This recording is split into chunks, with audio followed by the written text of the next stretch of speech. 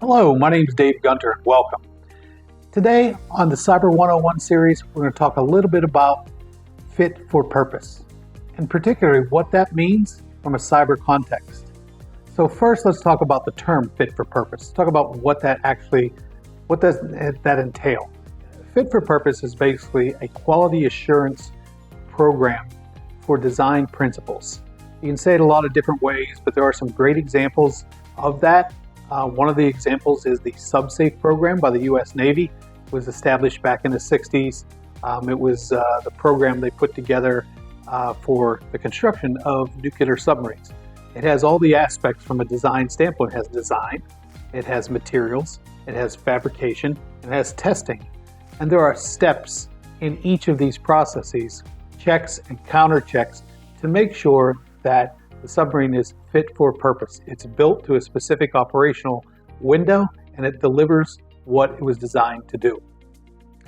So that's the basics of fit for purpose. Now, we have to take a step further. When you're doing this in the automation world or operation and maintenance, you have to look at items like what's banned. There are banned technologies out there from the Department of Commerce. State Department has them listed, and you can see what those are. There's also your company may have, or your municipality may have, banned technology that they do not allow on their IT network.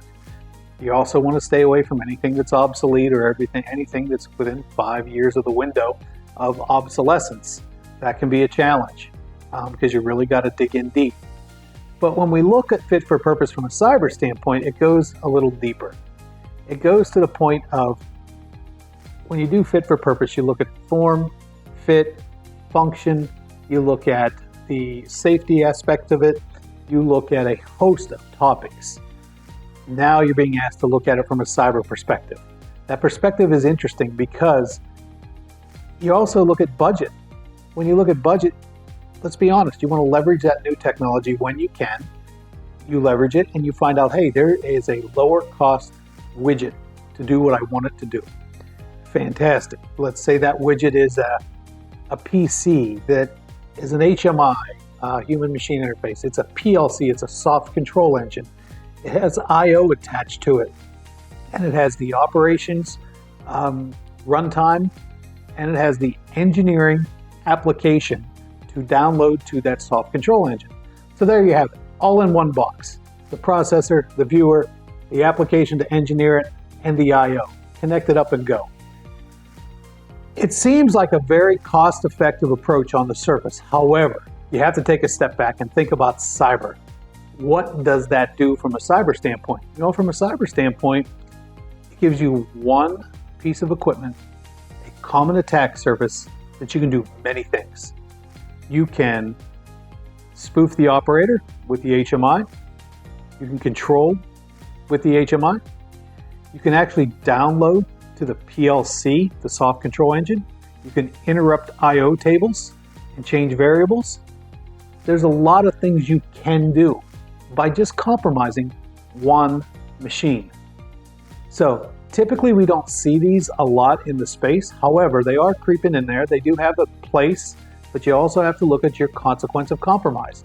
If your facility is not that, does not have that kind of footprint of critical infrastructure or safety or 24/7 operations and things like that, maybe this application, maybe this technology and the application you have would fit. However, really take a look at that, dive deep, understand your risks. You know them, you're in operation and maintenance. Understand those risks and say, wait a minute, do I really want one device that does it all for a low cost, but it gives me one common attack vector? At the same time, if it's in the safety application, it's something we would never do.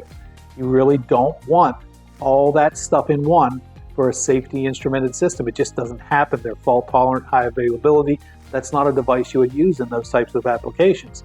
So understand what your risks are, understand what your consequence of compromises are, and make sure you put them into your fit for purpose thought process, your design principles of what you want to build, your uptime, your risk time, your risk availability, and just understand that. It's very important. So join us for the next topic coming up soon.